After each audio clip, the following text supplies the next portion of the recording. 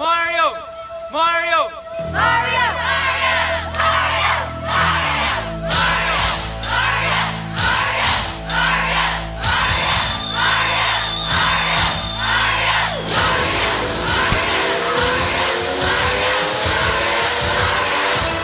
Mario! He's back. All you had to do was ask. Super Mario Bros. 3 from Nintendo. Now you're playing with power. Hey, Steve, Tom, do you guys want to feel old? No. Well, older than you already do. No. Not at all. All right, well, I'm going to ruin that then for you, because Super Mario Bros. 3 is 30 years old today, at least in North America. It came out on the NES 30 years ago to this day. I believe it was a year after the Japanese release. We got a little bit late, but at the time, none of us were, we were all none the wiser. And this obviously was a huge release. This game's revered by many to this day as perhaps the best 2D Mario. So I thought, you know what, like we normally do, we gotta get together and discuss everything Super Mario Bros. 3. Where we were at the time, how it holds up today, what made this game so special across time, and yeah, just get into the nitty gritty here. So I guess let's start off with, where were you guys exactly when this game came out? So I guess let's have whoever's oldest go first. Is that Steve or Tom? That's a close battle. Yeah. I am 37. I think I am 37. Oh dear God. What month? August. June. Darn it. Yes! Not the oldest. All right, Tom, take it away. Get in there, Gramps.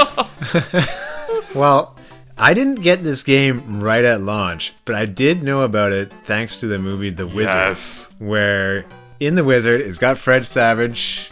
I don't know if he's actually been in anything since then other than maybe Only Deadpool Deadpool talking to him for a story time. But basically, at the end of The Wizard, it's about a kid who's just going around different video game tournaments and winning them and finally going up to a final world championship. Kind of like the Nintendo World Championships now, and they're like, we got a brand new game for you. And it's Mario 3, and as a kid, it's like, holy cow, I can't throw my wallet at this yet, but I'm going to tell my parents to throw their wallet at this. I need this right now. And, it was just so amazing seeing it on a big it's funny, it's like watching it on a big screen, but watching it on a big screen in the big screen. But eventually I got it for Christmas. I got a Nintendo with Mario 1 and Duck Hunt and Mario 3 as well. So that's when I got it. And yeah, we played a ton of that. Probably for years, to be honest. Do you remember that wait was excruciating? Because December was 10 months after the game came out originally. So were you just eager to get your hands on it? I think I tried to tide my time by going over to friends' places and playing it, friends who have Nintendos. So much so that my parents said, this is ridiculous, we gotta just get him a Nintendo. Stop making friends, Tom. You play this game at home in the basement like a good little boy. Yeah. Like a true gamer. Yeah, basically, we gotta have him actually socializing and not just playing games at friends' houses or something like that. It's my parents' mindset. And did it blow your little mind, when you finally got play Mario 3? Yes, it did, and it's just so impressive at the time, going through different worlds. Of course, knowing about the whistle, thanks to the wizard. Talking to friends for hints. Oh, can you imagine the spoiler backlash to The Wizard today? People just screaming out spoilers in the theater. Yeah. That's true in today's culture and how quickly it would go. But that's the thing. Back then, there was no internet, really. So that's why it wasn't as excruciating as it seemed. Good point. How about you, Steve? 1990 was an excruciatingly long year. Especially when you're a kid. They feel like forever. Right. When I was 7, and so, just like Tom, but a lot younger. I was a better 7. But I was 7 going on 38 that year. I lived in the middle of nowhere. My parents had decided to move us to a small town called Rosamond in Southern California that year. That doesn't really matter a ton, but what it does mean is that I had no friends near me who had Nintendos. We had gotten a Nintendo the year prior, and we had rented the heck out of Super Mario 2. And suddenly, I'm 7. There's no internet. I'm not really up on what's happening. So suddenly I walk into Toys R Us and bam, there's the new Mario. And, the gaming news back then was always a month behind because you were waiting for a magazine to show up to tell you what to look for. And I spent basically, just like Tom, like 10 months staring at this yellow Mario 3 box, like in every Toys R Us that we would go to. And every time we'd go to Toys R Us, I'd ask my mom, like, hey, can I get Mario 3? And of course she's like, no, like, I'm not just going to randomly buy you a video game. Get a job. You're 7. And so my birthday came and went, and Mario 3 was the number one thing on my list. So what did my mom do? She got me Terminator 2. And I was like, oh, okay, thanks. But then finally, Christmas rolled around. And by this point, I was so obsessed over Mario 3 that I knew the exact dimensions of an NES box. Oh, wow. And I knew there was an NES game for me under the tree, and I could not wait. And when I say that, I don't mean that in the, hyperbolic sense, oh man, I couldn't wait for this. No, I didn't wait. I was a terrible kid, and I snuck that present out, and I opened it, and I was like, oh snap, Mario 3 is here. And I played it for 3 whole days before Christmas because my parents didn't notice. And Christmas Eve, like a reverse Santa Claus, I went back, poorly wrapped it back up and hid it under the tree. And my parents were like, what happened? I was like, the dog. The dog got it. I definitely haven't been playing Mario 3. So you weren't quite clever enough yet to put Terminator 2 back in the box, kind of like Indiana Jones 1 style, so it has the same weight, and just put it back earlier and just keep playing Mario 3. Nope, definitely not that smart. I just I just kept trucking with Mario 3 and then wrapped it back up. And I thought I was so slick. Looking back on it, there's no way my parents didn't know that I opened that. The dog does not try to retape the present after it chews it up. See, you are smart. My dad used a tricky one. He put on the Nintendo Entertainment System box. He said it was to my mom, and my brother and I shaking it. We're thinking it was like a sewing machine or something. And he actually had the other game. We thought it might be a Game Boy, but what turned out to be Mario 3. But of course, an actual Game Boy box is way bigger than that. So. Yeah, true. But what do you know when you're that young, right? Yeah. I wonder if that works on kids in this day and age where they have access to the internet, and everybody seems to know everything now. There's no more plausibly believable uncle at Nintendo stuff. It's so true. You're kind of touching on a larger point that I'm sure we'll come back to. But yeah, it was a totally different era back then. There was no internet. The only way you found out about gaming was really brief pieces on the news, which I'm sure Mario 3 made. I think I've looked at some news stories that people managed to record about this game, or at least that era. It's really interesting to go back and watch them. But yeah, it was either magazines or you heard something on the playground. There weren't a whole lot of ways to find out about these games. So when I say this game, when this game came out, when we said the game came out February 12th, 1990, that was more of an estimate back then. You didn't know specific release dates back in the day. You just knew a big game was coming. You didn't know exactly when, and you'd be calling the store every day, hoping that they'd get a shipment in or that they had it in at all. That's a really fantastic point. We were all young when this happened, but gaming was also very, very different. You typically did not pre-order games back then. That wasn't a thing. And release dates were kind of these soft things. There wasn't, it wasn't as controlled as it is these days. You did have the ability to walk into a store, and if they had a game, they were probably just putting it out. Right.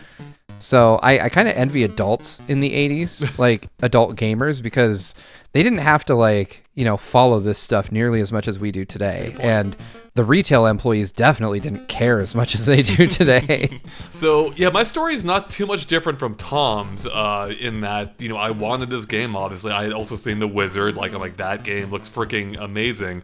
I was a little bit younger than both of you by just a couple of years, so my memory isn't probably quite as clear as your guys's, with me being 4 to 5, or I guess I would have been 5. The game came out 4 days after my birthday, so and yeah, so I mostly ended up playing it at a friend's house for a while, or a neighbor's house. I hesitate to call him even a friend, but I was just totally using him for his Mario 3. No, I'm kidding. He was a great kid. I don't remember his name though. So some friend you are. I know.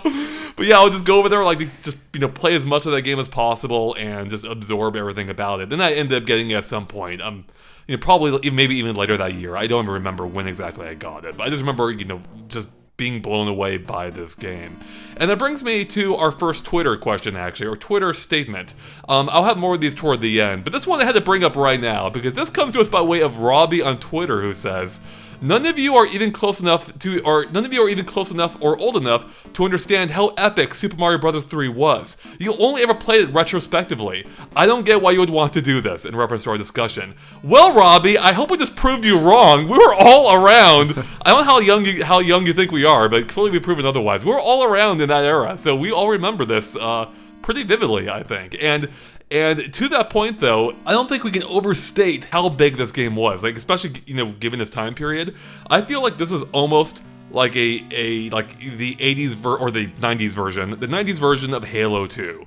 Like, Halo 2 was massive when that game launched, but of course was helped by the internet, which Mario 3 didn't have. So I think this game was really as big as a game could really get in the pre-internet era, where it was pretty much everywhere. It had McDonald's toys, and it had the most epic ad on TV, where you just see this guy chanting, Mario, Mario, and then the camera pans out to reveal more and more and more people, until you realize it's the entirety of the United States chanting Mario, and they're all like forming the shape of Mario's head. It was just something that was crazy as the camera like zooms out into space. And then finally the ad concludes with a look at the Mario 3 box, which, two things, that box was epic, and two, the way they framed it was a clear reference to 2001 and the monolith. It's like, yeah, this is the next evolution of mankind right here.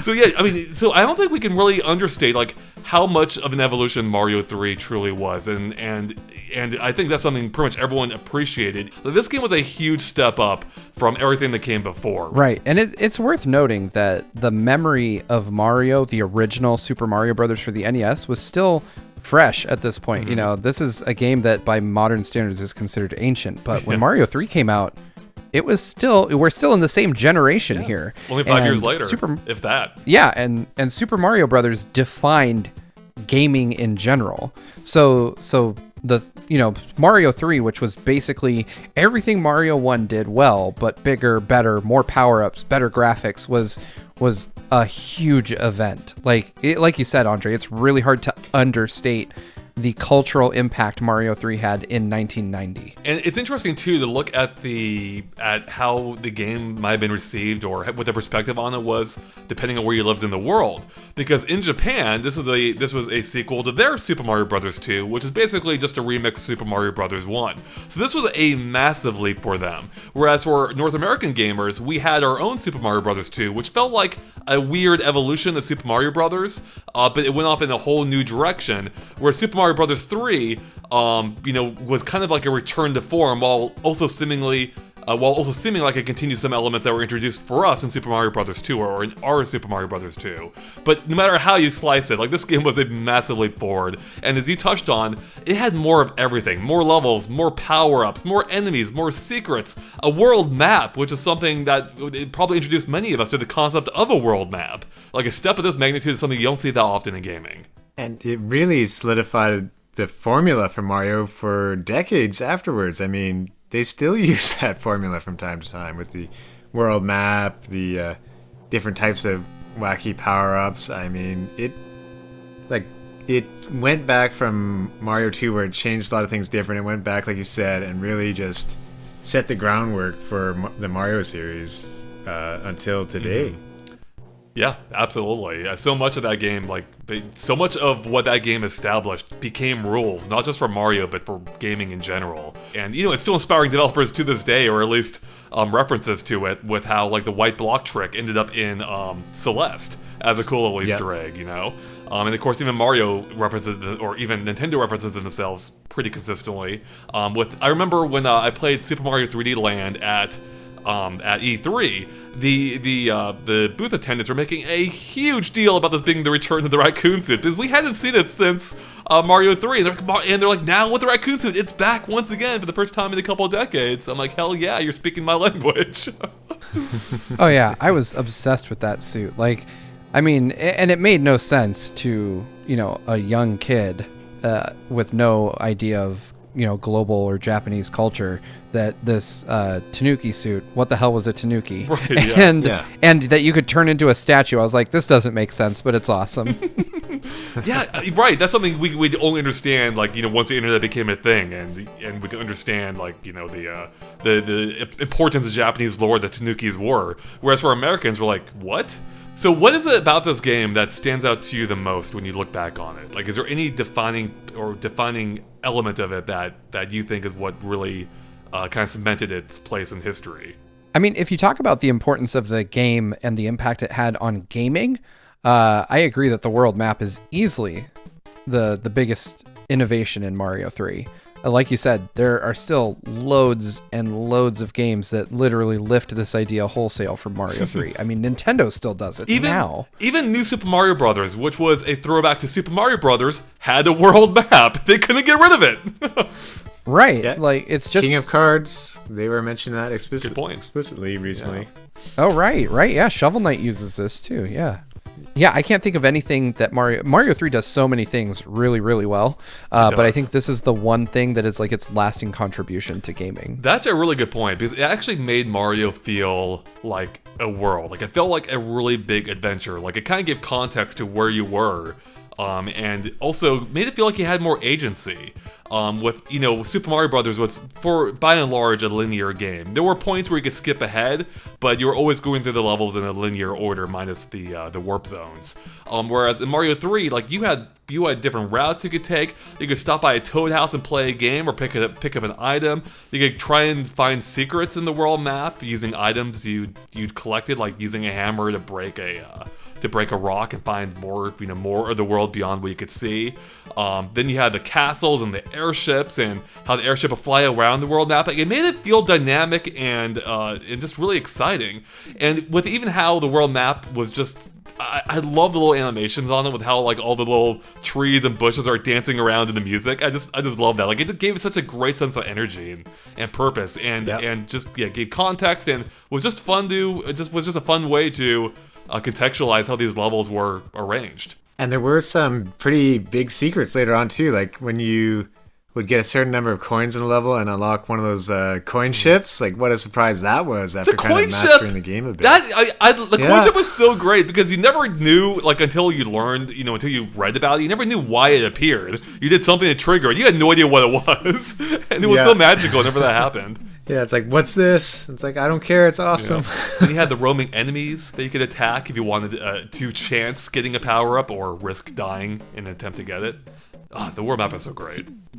Yeah, it is easily one of the best things Mario has ever done, which is crazy, because it's also, like, these days, it just seems so simple that nobody thought of it before, right? Mm-hmm. But it really does give the world, like you said, a great sense of scale. Like, before, in Mario 1 and whichever version of Mario 2 you got, there was no connective tissue between these levels. Like, you just knew, like, oh, hey, now I'm in the ice levels. But you had no idea how Mario gets from the end of one world to the other. So it was really cool to kind of give that context. And in a lot of ways, I think that Mario 3 actually had a better world map than Super Mario World did, which came out just a year later. Bold words, my friend. Bold words. I know, but you were talking about that kind of energy. Like, I feel like Mario 3's world map feels a lot more fun to look at. Like you said, the trees dance and stuff like that. It reminds me kind of like an old-timey cartoon in that way. Yeah, good point. Where everything is moving for the sake of moving. A little bit Cuphead-like. And then you also have, on top of that, and it's been a while since I've revisited Super Mario World. I've played a bit of it on the Switch lately, but I can't remember if this happens or not. But I like the fact that things also just randomly pop in behind you, like in levels that you've already cleared. So Mario 3 kind of encourages you to go backwards and do some stuff from time to time, where I feel like Super Mario World doesn't really leverage that as much. What are you thinking of exactly? I'm not quite sure I understand what you mean. Like sometimes, like a Hammer Brother would appear behind you, or you would get... What am I thinking? What's the card game? A card game, that's thank yeah, you. that's okay. Yeah. Or mushroom. Where you'd get the moving blocks and you'd be like, oh, hey, I was already back there and I cleared everything, but now there's one little cool thing to go back and mess with. That's a good point. You could also like unlock doors that were behind you. Exactly. Yeah. So I feel like Mario 3 did a lot to make it feel a little less linear. I mean, and that is not in any way meant to malign Super Mario World's map. Like, Super Mario World's map is still fantastic. I just think that maybe it's just the newness of the concept and the fact that Nintendo hadn't quite figured out how they wanted to deliver that formula, that it feels a bit more experimental and fun to me. Right, and another feature the world map kind of introduced too was giving you access to an inventory. Like, this is kind of crazy. Like, it's weird that I didn't acknowledge it as a kid, really, but having an inventory in the platformer is pretty wild. Like, one you can access at any time in the world map, equip whatever items you've been carrying with you, and that could completely change how you play the subsequent levels that you entered. Like, you could use a power-up in a level that otherwise you have never been able to have. Like, you wouldn't be able to collect the power-up in that level otherwise. Right. As a kid, it made the later worlds possible, because you could, like a squirrel, put away those nuts or those power-ups and then be able to tackle them by using a power-up at each level if needed. Yeah, stockpile those stars and Tanuki suits and the magic cloud that lets you skip levels, which I totally thought was a tooth, by the way, as a kid. Like, that is a tooth in my mind. It is a tooth, right? Thank you. Yeah, and they had this neat interplay with how, you know, the power-ups could also be used on the world map, as I just mentioned, including like the music box. The music box that will put the enemies asleep on the world map. Yeah, just like it was just, they had so many. This game was just bursting with ideas. That's really what it comes down to. Just absolutely bursting with ideas. Yeah, it really feels like it's the first time that Nintendo's developers were really comfortable with the system, and so they just knew exactly what they could push the NES to do, and literally did everything they could think of that within the confines of the NES's abilities. And it shows. Like, Mario 3 is also, not to mention, one of the most beautiful games on the entire platform. Mm-hmm. What, and kind of to that point, is that apparently Mario 3 actually began as a top-down platformer, and then Nintendo realized this is actually pretty hard to play. It's harder to gauge your distance, and that's when they actually stepped back a bit and went, you know, back to the 2D side-scrolling direction, which I think in hindsight was very obviously the right choice, and it went nuts once they established that. Oh yeah, absolutely. I can't imagine wanting to play a top-down Mario game on the NES of all things. Like, that sounds kind of like a nightmare. I mean, Sega tried to do that with Sonic. I was just thinking that in the Genesis 3D Blast. days, and it was awful. It was pretty rough. 3D Blast is terrible. I mean, even look at some of the isometric games. I mean, maybe just get a tunnel, a little like jet bike thing, you know, turbo tunnel. You know? That's right. So I think one other thing that makes that really Mario 3, you know, it kind of sets it apart from its predecessors and just pushing platformers forward was, we just mentioned how the world map really kind of like expanded your view of the world, but even on a level-to-level basis, these felt so greatly expanded beyond what we had played before. In Mario 1, you only could go left or right. There was no vertical scrolling at all, basically, or at all. Like, it was only left or right movement, and that was it, minus, you know, jumping. For us North American gamers, Mario 2 did introduce like a vertical component, but Mario 3 really just stepped everything up a notch, where you had scrolling in every direction, including diagonally. The levels were far more vertical than they'd ever been before with you, or even could have been before, with you able to use a raccoon suit to fly up and reach secrets, or alternate routes, or, you know, pathways, or find items. There were beanstalks that led into sky areas, you know, you know, one of my favorite secrets of the day was when you could fly up to the rooftop of the first castle, and kind of like in a way that almost mimicked World 1-2, the original, but you had to fly up there this time in order to find the warp whistle to, you know, use that to skip ahead in the game if you wanted to. So yeah, the levels were just like, they just felt huge by its time. I remember, if you subscribe to Nintendo Power, I believe they actually send you a free Mario 3 player's guide. And I remember they had the full maps printed out. I'm like, man, these things are gigantic. Like, there's so much going on. Yeah, and some of those secrets were tricky. Like in the World 2 Desert World, there was some of them that you had to hit invisible music blocks and then jump at them and keep going higher and higher. Right. Like, finding stuff like that really made Mario 3 special, and I remember the secrets more than I do school back in the day, that's for sure.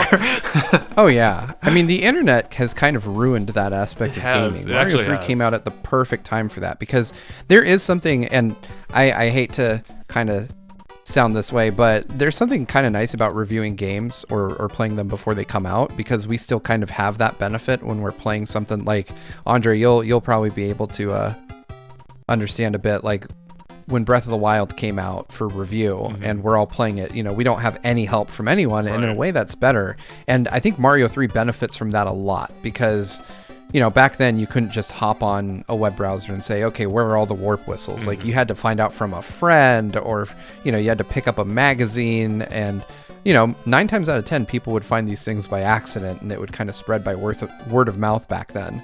And I think there's something kind of magical about that when you stumble upon a secret that you've never heard of in a game. And I that's why I try to stay away from the internet when it comes to games I really like. But in this day and age, it's almost impossible. Oh yeah, no, that white block trick, like hearing about that on the schoolyard, you think, you think there's no way that's real. That's like the Yeti of Mario. There's no way. Then you go home and test it, and you drop behind the scenery. It's like, what the heck? How is this a thing? Who even found this? And yeah, it was just like the little touches like that were so surprising, delightful to encounter. And as you were saying, it's something that really isn't a thing anymore. I think, to your point, actually, Breath of the Wild might be the closest we've gotten with just how big that game is. Even after it came out, even us as reviewers hadn't seen anywhere close to it all. So that's something that people were able to kind of enjoy on a similar level. But for the most part, you're right. Like, these games are dissected almost instantly to a point where, you find the surprise, even if you hadn't heard about it before, you knew that someone else had found it and dissected it and posted it elsewhere. And it kind of takes away just a little bit, as compared to an era where it wasn't documented anywhere or nowhere easily accessible, at least. Like, these felt like you were discovering something back then, and that I think that's just a sensation that really won't. That's just kind of gone. It's just something that can't quite be recaptured. Yeah, it's really unfortunate. Like you said, people are like data mining games before they're even out. Like, dumping screenshots like, oh, hey, here's the model for the final boss. But yeah, there is, Mario 3 is very much a product of its time, and I think it's better for it. I really, like you said, every time you stumbled upon some secret, you found a warp whistle. Like, I didn't know. This is a perfect example. I didn't know that you could use a warp whistle and then use another one right away. Right. And when the first time I did that, I was like, "Oh my god, I've figured out the whole game." That takes you right to World 8, right? That's how you. Yeah. So like, I mean, for the longest time, I knew where 2 were, and I would just use one, and then I'd go into another world, and then I'd use another later on when I was stuck, and I never knew you could just do both right then and end up at the last level. And then, so began my struggle against the insanity that is World 8. But it's so cool just finding it, though. Like, it was so cool not having people just spoiling everything left and right, and kind of being there when this game came out, because we are ancient people. But I can't say enough good things about this game. Like, I could just ramble on. Anyway, please continue. Well, and kind of to that point, Steve, is this game had, as we touched on earlier, just a ton of power-ups. I think more than any core Mario game has had ever. Maybe, I don't know, I haven't done any exact count, so maybe I'm wrong.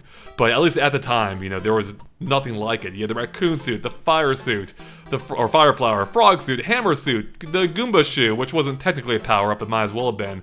And I think part of what made them so special, too, or some of them, was that they weren't that common. The hammer suit doesn't show up till World 7. And when you get that, it's like, what the hell? I feel so powerful. And then, like, you lose it instantly, it doesn't matter anymore.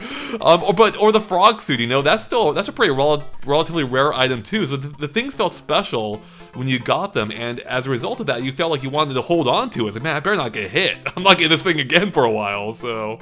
Right. The Goomba shoe, I'll admit, I would play through the level and then kill myself near the end of the level just to play the level again, because getting the Goomba shoe was so good. It was so special. It's only in the game once, and because of that, it feels like such a memorable thing. Whereas had it been thrown to, even like once a world, it wouldn't be nearly as fondly remembered today, I believe. Right. I think Mario 3 shows a lot of restraint in its power-ups. It does. And that it is to the benefit of the game overall. Because like you said, so many of them are like really, really memorable. For instance, me, and I'm glad you basically said this yourself, Andre, that hammer suit was my jam. Yes! I loved that thing. Yeah. I always wanted to have it. And I would literally, like if I lost it, I'm like, nope. Like I'm resetting it, I'm doing it again, because I had to have that. Like save states are such a good thing for this game, Right. because I will go back and load if I lose my hammer suit. Even now, as like a full grown adult who should spend his time doing other things, that game still gets me. The frog suit, like you mentioned as well, like it revolutionized how I felt about water levels. Like I did not dig Mario 1's water levels, but give me the frog suit in Super Mario 3, and that's all I want to do. Oh, Swimming yeah. felt so awesome in Yeah. that suit. Yeah, you just And- tear through the water like a butter through hot knife, or like a hot knife through butter. So Like a butter through a that's hot knife. right. Yeah, I guess it's the same. classic saying. One thing too, getting these suits, they would have a giant-sized block. I guess courtesy of World 4 being Giant World, and when you're hitting that block and just you'd sort of be in an underground chamber normally, and just the build up to it. And the sound effects, like sometimes this block was for 3 lives, but sometimes it was for a suit, and just the placement of it made it feel so special to actually get it in a level.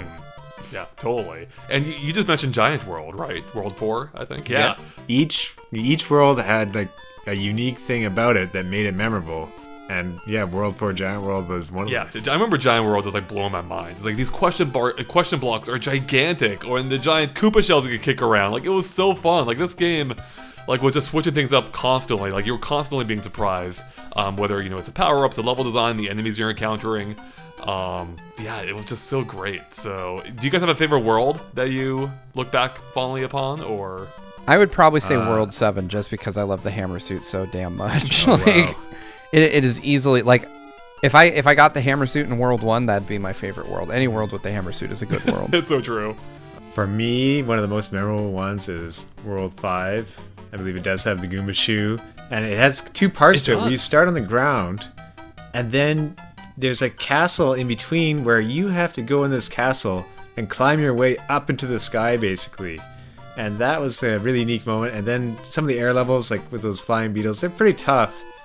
And to top it off, it's Roy Koopa on the Doom ship at the end, and that Doom ship, I believe, had one segment where it fires like 8 or 10 cannonballs at the same time. Oh my God. That always reduced and slowed down, but I remember being tricky and just one of the more memorable Doom ship moments. For Yeah, me. Doom ships. That's something else. I mean, Doom ships and Koopalings. Those are both brand new to this game. This was the introduction of the Koopalings before they were ruined by not being Bowser's kids anymore in the future. Yeah. But for this time, they were his kids, at least as far as we knew.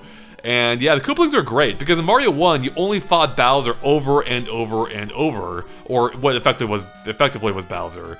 Whereas the Koopalings were something new. Like each one had its own, slightly unique gimmick. They were all, pretty similar, but they were different enough that they did feel unique at the time, and it felt like, a sense of progression. Like you're just taking down his children as you work your way to the final boss himself, being Bowser. And yeah, it just kind of helped add to the sense of progression that Mario 3 was already doing so well. Each Koopa kid was fairly different. Some of them did repeat. Like, I think Wendy and Ludwig, they kind of both shot bouncy objects at you, and one of them was on a ball, but they're all very... it's like going through them, it was a lot more unique than back in Mario 1 and 2 when you kind of fought the same bosses over and over again. I do have to say though, we're talking about Mario 2 or Mario 3 worlds, and none of us have mentioned Mario World 2. The desert. And exactly, I mean, the angry sun is easily one of the most like iconic enemies in Mario 3. Do you remember what it was like not knowing and going in for the first time and finding out that the frickin' sun was going to attack you? Like, you're running through the level and you're just like, that's weird. The sun has a mad face on it. Yeah. And suddenly it starts swiping at you. Like, and that's such a thing. Like, every Mario fan expects that now. But there was a time where we didn't know that was going to happen. That was terrifying. Yeah, that was legit mind-blowing. Like, that was kind of... it was almost like a fourth wall breaking sequence. I mean, not quite, but like it was taking an element that you never expected to interact with you at all, and it's your worst nightmare. That thing wouldn't stop for anything. It was coming after you. It was basically the Terminator. Oh yeah, when I was 7, like that thing was stress inducing. Like I would try to bolt through those levels because I'm like, I don't want that sun to get me. And again, I'm 7. Like my reflexes aren't what they are today. Like I don't have They were better. 30 years of practice. Yeah, I know, right? Like in general, they were better. But I did not have the benefit of experience. Like now, my old arthritic thumbs move at 1/4 the speed. But I can use my experience. yeah, exactly. I know what's going to happen. That sun makes a very specific arc, and now I know how to jump over it. But 7-year-old Steve, despite his manual dexterity, had no idea how to deal with that. Like I tried everything. I'm like, there's got to be something that kills this thing. Yeah. There wasn't. Yeah, I think it blew my mind when I discovered, like, years and years later, they can actually take out with, like, a Koopa shell, but that was something I wasn't even going to dare attempt to as a kid, I'm like, there's no way Right, to kill like, that thing. Yeah. I mean, it's something I tried to do. I just couldn't make it happen when I was Exactly. little. Now these days I'm like, oh yeah, that's easy. Was that the same level with the tornado, too? Yeah, Yes. it had a tornado. You had to jump up in the tornado, and then you kind of went flying, like a long way. Right. So that was Yeah, those are like two pretty much entirely unique elements to that level, just in one level, for no reason. It's like, hey, here's a whole bunch of unique stuff you almost won't see at all in the rest of the game. Enjoy. Yeah, and then it takes until Super Mario Maker 2 for them to take a new spin on that. Right. We get the moon, which is decidedly not mean. But like we're talking almost 30 years later, Nintendo finally has a new idea with that thing, which Right. is interesting. So And you actually- like you said, it just speaks to the lasting influence of this game that 30 years later, the same people that made Mario 3 would be like, you know what, we have a new idea for that sun. Bingo. And it kind of reminded me of something else, too, is that this game also introduced slopes. Which Mario Maker 2 also finally referenced. And it's something I didn't really even appreciate, again, at the time. It's more in hindsight that you kind of can take a look at how it augmented the gameplay and how it added to the world designs, because it allowed you to like change elevation without forcing you to jump, and it made everything feel a little bit more organic, just a little bit better. And the original Mario had a very industrial look to it, like you're always running on bricks or some kind of like manufactured material, whereas Mario 3 went, you're in these much more organic environments, whether it's the grasslands, the snowland, the desert land. Like it's mostly natural as opposed to industrial, which is kind of an interesting change that slopes help to augment. Yeah, and I believe it's 1-5 in the ice level where you would start and you want to slide down the giant slope Yes! and kill So 5 fun. enemies in a row. Just doing that, every time. It's like, you might be a tough level as a kid, but getting to do that every single time at the very beginning of the level, it's like such a good way to start it and get you in a good mood again. Yeah.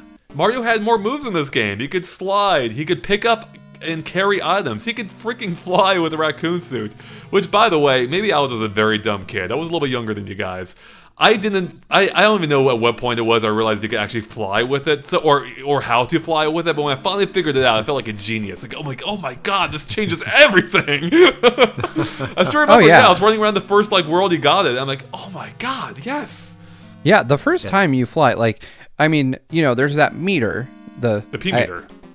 I was gonna try not to say P meter because I'm 12, but yeah, the P meter, and every time you'd get a running start, Mario would put his arms out and he'd do that admittedly doofy looking jump where he's like belly out, arms back, and I kept wondering what the heck is this good for?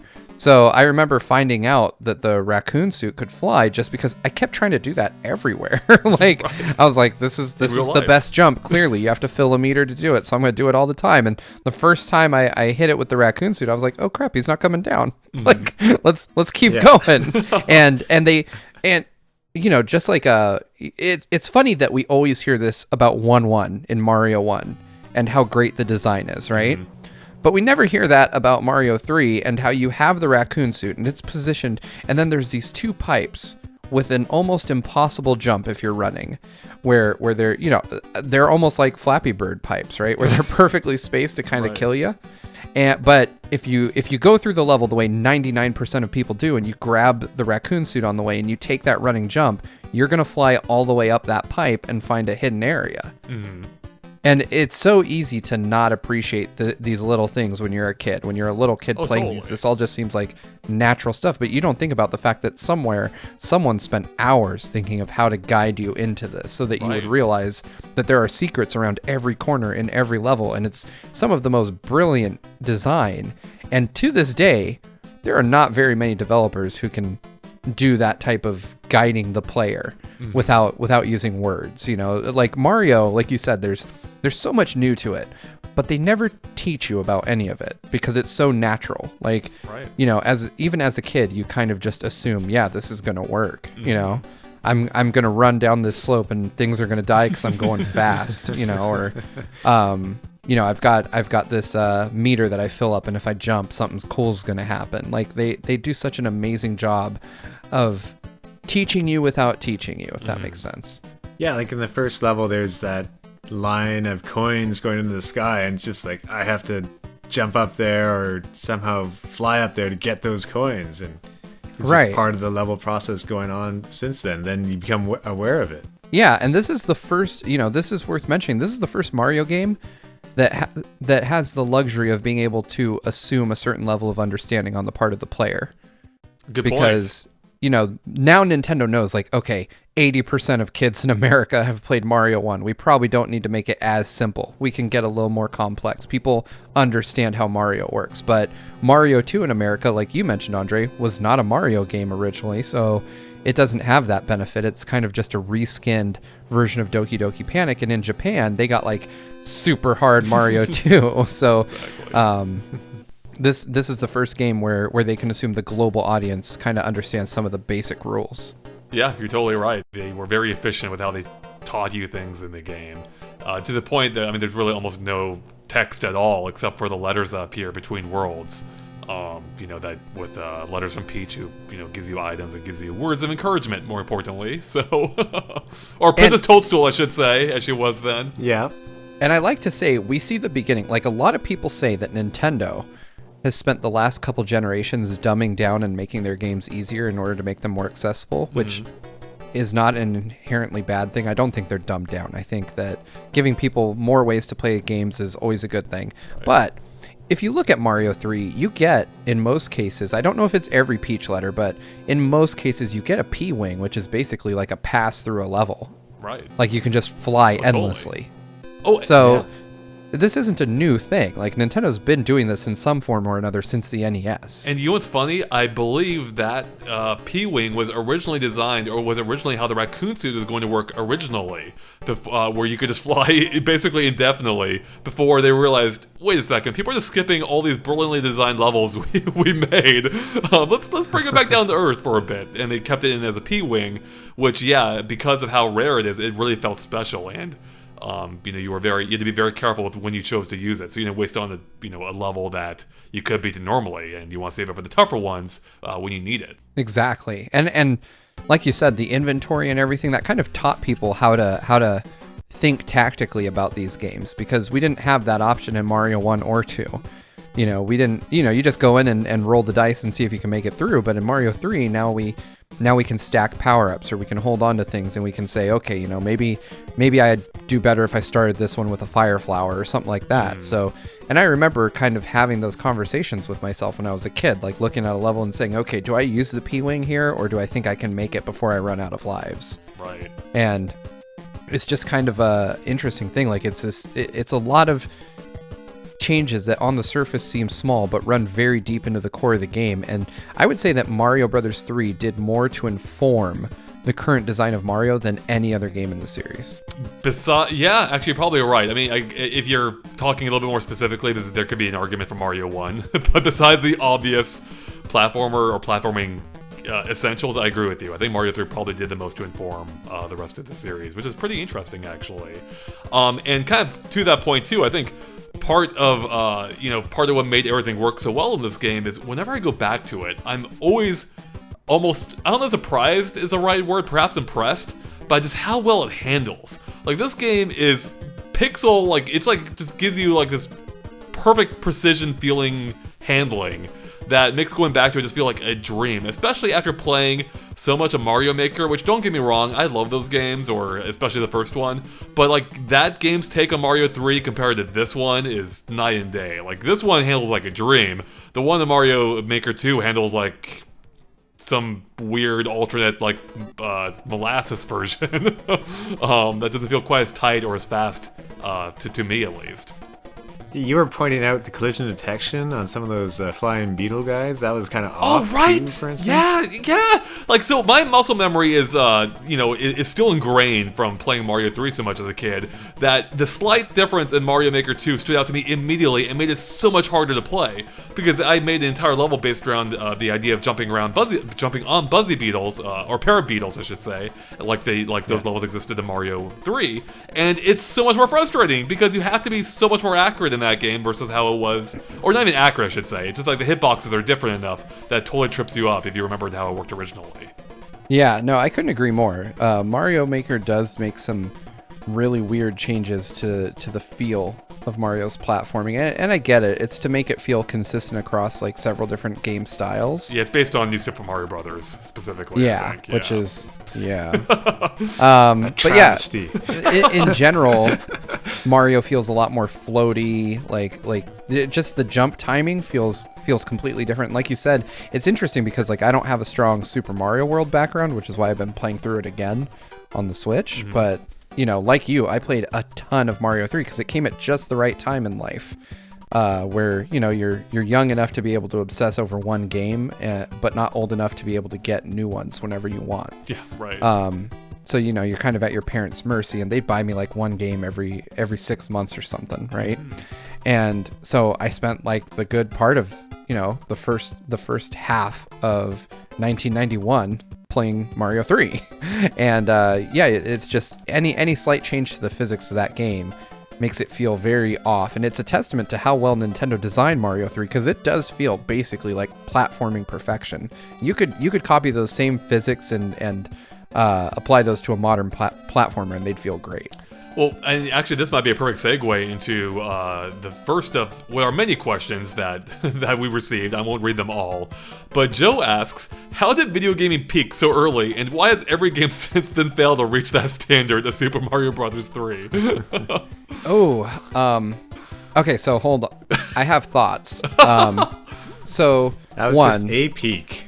Super Mario Bros. 3 is hands down one of the best games ever made, but in no way did gaming peak with Mario 3. And as much as I love it, that was Stunrace FX. Yeah, bro. All right, you keep living in that nightmare reality of yours. Even googly eyes were surpassed since but then. if I had to go back and think about the games that had both the greatest impact and were the most fun, I would actually look at 3D Mario. Mm-hmm. As much as I love Super Mario Bros. 3, and as much as I think it had a massive cultural impact, I think Super Mario 64 easily, for at least for me, takes the crown, both in terms of fun and in Super terms Crown. of. I wasn't even going to go there, man. The internet's not ready for the Super Crown to come back. But yeah, it takes the crown, the Super Crown, in terms of both fun and how it. The impact that it had on the industry in general. Like 3D games would not be what they are today without Super Mario 64. And I mean, obviously the industry has overwhelmingly decided that 3D is, I can't say the future anymore of gaming. It just is what gaming is primarily. Most games, even 2D games, are made in 3D now. True, yeah. And I think without Mario 64, that format wouldn't have been popularized nearly as quickly as it was. Yeah, I mean, I don't disagree with that overall. Like, I myself love the 3D games, and I think I probably would prefer to play them these days versus the 2D ones. With that being said, though, the fact that Mario 3 still holds up to this day in an era that is overrun with, well, maybe not overrun, but there are a ton of 2D platformers now, tons of side-scrollers, largely made by indie developers, not exclusively. But the fact that Mario 3 can still hold up, even the games inspired directly buy it really is a testament to how great that game was.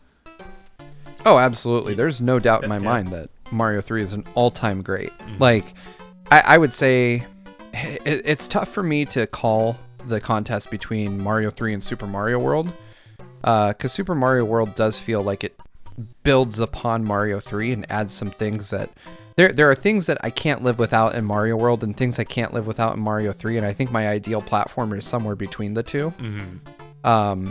But when I look at 3D Mario games, I can probably say definitively that Mario 64 still reigns supreme, even though challengers like Galaxy and Odyssey have come very, very close to it. I don't think anything will ever... I don't know if any game in general will ever impress me as much as Mario 64 did at release. So this turned into a Mario 64 discussion. Yeah. Yeah.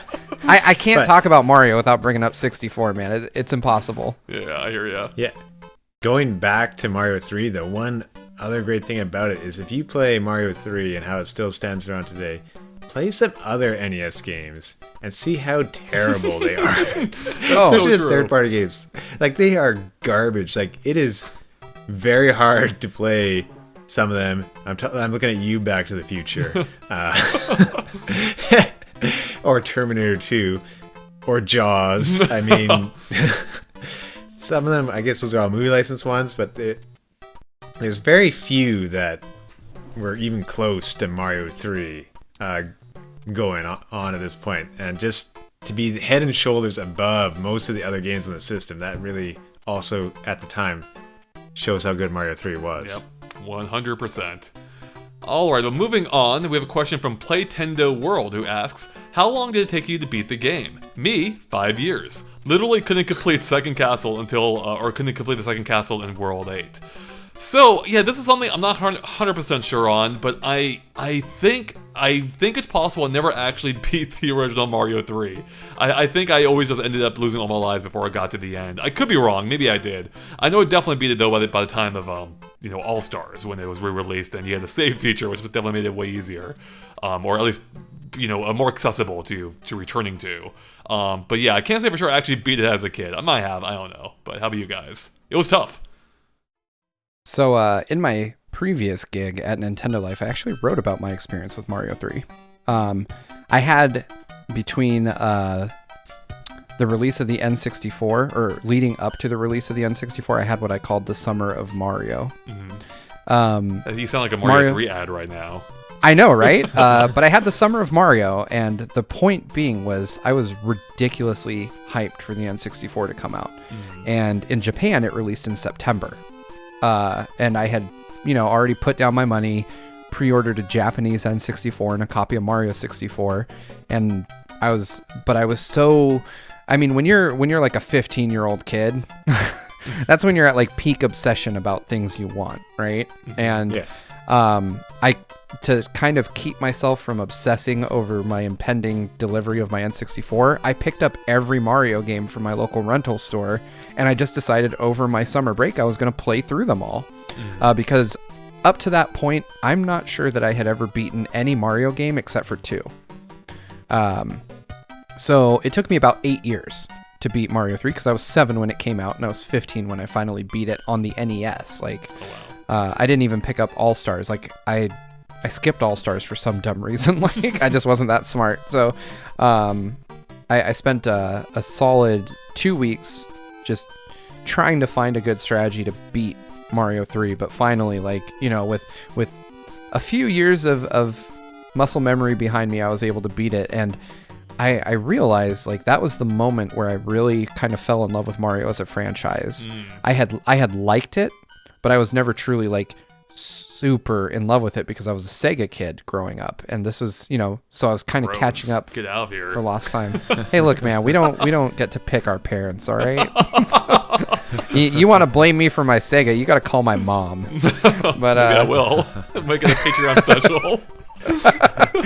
Andre berates Steve's mom. Pledge today at patreon.com/GameExplain. Anyway, but yeah, 8 years, and that's I think the only reason why was my N64 hype. Had I not been so hyped for Mario 64, I would probably be in the same boat as you, as never having beaten the original today. Oh, wow, hearing these stories, although I respect you, Steve, because you beat Mario 2, and that's one I never beat on NES, not until Game Boy Advance. But I'm pretty sure for Mario 3, I beat that one, figuring out like a go through World 1 and 2, and then warp immediately once you hit World 3, basically to World 8. That strategy, I'm pretty sure I beat it within 3 to 6 months of getting it. Wow. From my memory, but I don't know, maybe having a ColecoVision beforehand and beating tons of games on that thing, that like Dragon's Lair, hearted me or something. I don't know. That could be. TSW asks, what are your favorite power-ups? But I'm going to change that to favorite power-up. So one power-up, what's your favorite? Hammer suit. Yeah, hammer suit. Hammer suit. Yep, straight up. I agree. And If you don't like it, you're wrong. it's so true. Yeah. All right. Izal C asks, any secrets you didn't know for the longest time?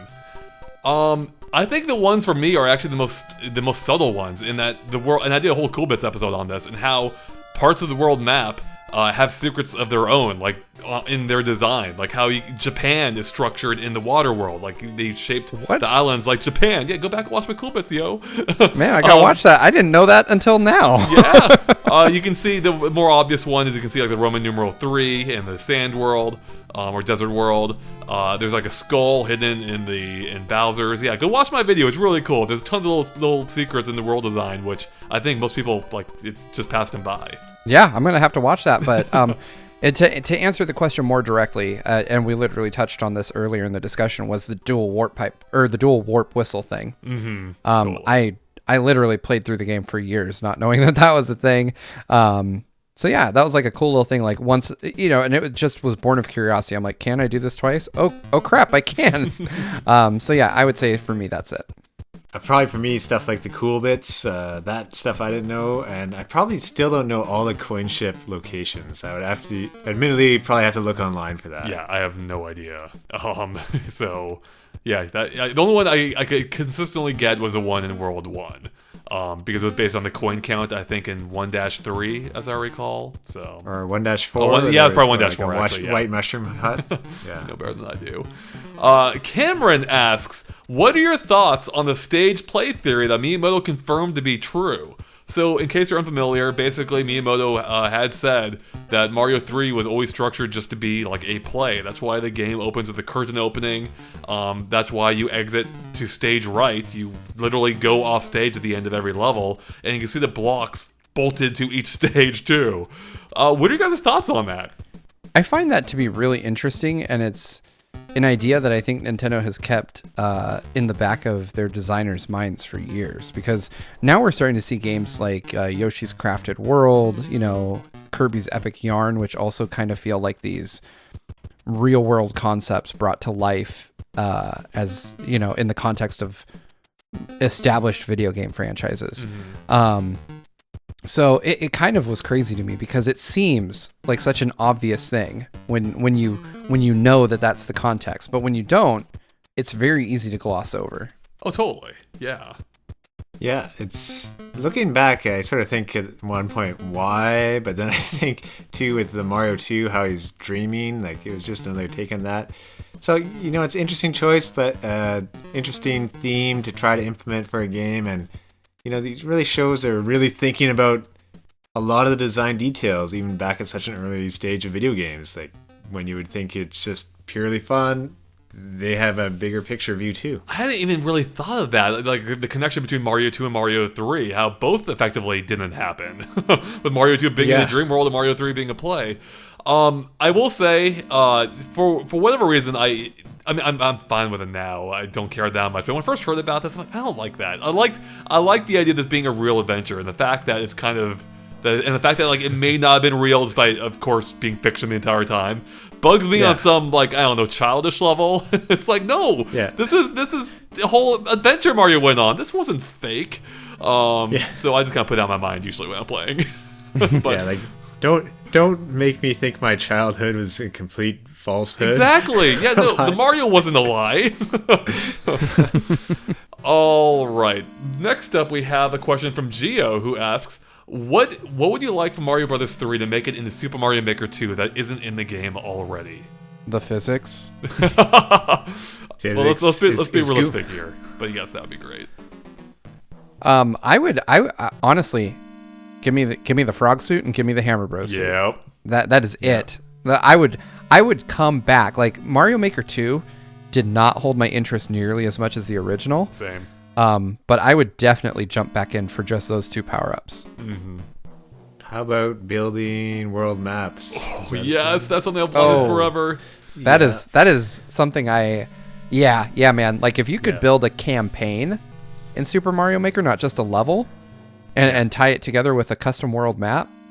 Oh my God. Like I honestly believe that it would more than quadruple the sales of Super Mario Maker 2 if they did something like that. Like it would just It's a go bold statement. I think it would go insane. I think people would love to have custom made campaigns. You know what? They're probably gonna save it for Super Mario Maker World. Ooh, that would be cool. Are you calling that we're not getting a 3, we're going straight to a world? Oh yeah, I think they go straight to World. I think it's the time to step it up. So if they don't go just straight to 3D, which I would also be cool with. Oh man. Yeah, I could go on for an hour about that. We better move on. I'll throw it out real quick. As much as I would love the hammer suit, I'd probably go with the Koopalings. I want more bosses, and the Koopalings would be great. So there we go. That is a really good option. I like the idea of boss variety because right now I think enemies are also kind of a weak point in Mario Maker's repertoire. They are. All right, I do have one final question here from Hashiniya, I think, if I'm saying that right. But I don't want... Well, let me just read it first. Do you guys prefer the style of Mario Bros. 3 or Super Mario World? In my opinion, Mario Bros. 3 has a way more charming style, and when Mario World came out, I initially didn't like it as much as 3. So even as a child, I had unpopular opinions. So I think Steve can empathize with that. Yep, sure can. But as much as I would love to answer that here, and to whatever degree we may have already, I want us to hold off because, as I kind of touched on earlier, Super Mario World's anniversary is also coming up as soon as this year, going by the Japanese dates. And we may be switching over for that for the Super Nintendo era, so we'll see. And in fact, let me know in the comments below whether you want us to go by the Japanese dates or the American dates for game anniversaries, and we may take that into consideration. But yeah, we'll definitely answer that question coming up. So there's a little tease for you for our next discussion coming up as soon as the end of this year, if not the end of next year. So, alright guys, we are at the end of our Mario Bros. 3 30th anniversary discussion. Any final points you want to bring up before we wrap it up here? Mario has one of my favorite sprites in all of his history in this game. Oh. I don't know what it is about his default stance, but he is the most hilarious chunky boy when he's just standing still. Like he's got like this little ham-fisted ball of a hand, like sitting right like on his stomach, kind of like Napoleon-ish. I don't know what it is, but every time I see Super Mario 3 like Big Mario, it just fills me with a weird kind of joy. Like I think it's just the perfect idea of what Mario could have been before we got like more advanced graphics. Right. Yeah, it's just some sort of limitation about showing what pixels where like will actually be distinguishable as Mario, but it worked out, that's for sure. Yeah, and actually to that point too, I loved the general art style for this game when it came to the artwork promoting it, like the box art or the instruction manual. Like it all looked great, and they just became instant classics. And I think it helped inform like Mario's direction moving forward. Yeah, and it's worth noting, like we kind of with the American Mario 2 art, we saw the beginnings of that art style, and then with Super Mario 3, like that is the art style that Mario illustrations have had since then. Like it really defined like modern era Mario and what he looks like. Speaking of illustrations, go ahead. Yeah, and I still want a game that looks like that. Yeah, same here. So do I. That might be the one game that tops Mario 3. If you give me a Mario game that looks like the illustrations they do, yes, that may redefine 2D Mario for me completely. I was just gonna give a quick shout out to The Adventures of Super Mario Bros. 3. I love that cartoon as a kid. I just wanted more of that world, and that was great. I especially love the episode where Bowser comes to the real world, like to New York, and they got fight him there. That was cool. All right, Tom, what do you got? Well, just on that, I'm going to throw out, considering Cadence of Hyrule happened, maybe there's a possibility of that Mario style with Studio MDHR for the Cuphead guys. But for me, Mario 3, I would say it's definitely one of my top 3 video games of all time. That's partially due just to the timing when I got it in my life, but I would say if you have not played Mario 3, there's tons of different versions available. They're all good. Yeah, they're all good. Play it on one of them. Give it a shot. Try it out. You're definitely missing out on a piece of gaming history otherwise. So it's just so many memories, and even to this day, usually every year when my brother comes at Christmas, we usually try to play as much Mario 3 as we can in a single playthrough without using whistles. I think last year we made it to World 7, so still good memories to this day. That's awesome. Yeah, no, it's always fun going back.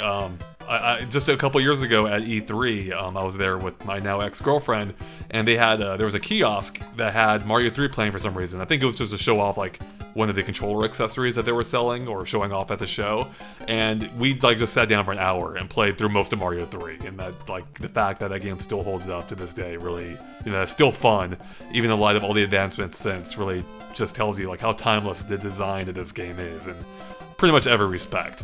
And yeah, and there really is no bad version of this game. You really can't go wrong with any of them, in my opinion, except for possibly the Wii U version, just because that emulator was like dark and weird, so that might be the only one to avoid. Otherwise, Super NES, GBA, they're all good, in my opinion. So, all right, and I think that brings us to the end of our Super Mario Bros. 3 30th anniversary discussion. Wow, we got way more out of this than I thought we would. So, thank you so much for watching, and of course, stay tuned to Game Explain for tons more on future Mario anniversaries, including Super Mario World, as I touched on.